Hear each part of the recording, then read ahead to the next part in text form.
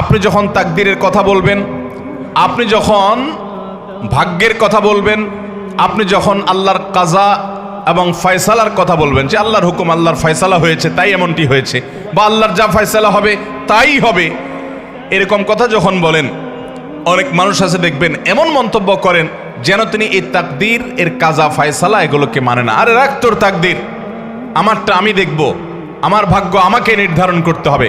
নিজের ভাগ্য নিজে নির্ধারণ করার ক্ষমতা পৃথিবীতে কারোর আছে? যদি থাকতো তাহলে পৃথিবীতে কোনো মানুষের কোনো বিপদ হতো?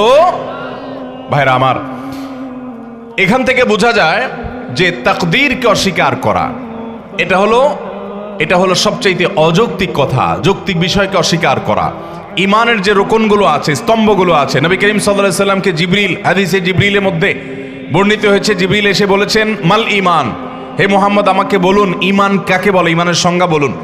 তখন নবী করিম সাল্লাল্লাহু আলাইহি সাল্লাম জিবরিলের প্রশ্নের জবাবে বলেছেন আল ঈমান আন তুমিনা বিল্লাহি ওয়া মালাইকাতিহি ওয়া কুতুবিহি ওয়া রুসুলিহি ওয়াল ইয়াউমিল আখির ওয়া আন তুমিনা বিল কদরি খাইরিহি ওয়া শাররিহি মিনাল্লাহি তাআলা।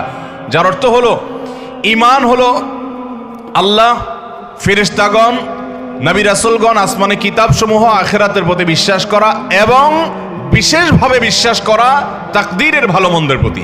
এই পয়েন্টটাকে নবী করিম সাল্লাল্লাহু আলাইহি সাল্লাম আলাদা করে উল্লেখ করেছেন, কারণ ঈমানের অন্য পয়েন্টগুলো নিয়ে এত ঝামেলা নাই। শয়তান যত বেশি মানুষের মধ্যে সংশয় সৃষ্টি করে এই শেষের ঈমানের রোকনটা নিয়ে, অর্থাৎ তাকদীরের রোকনটা নিয়ে।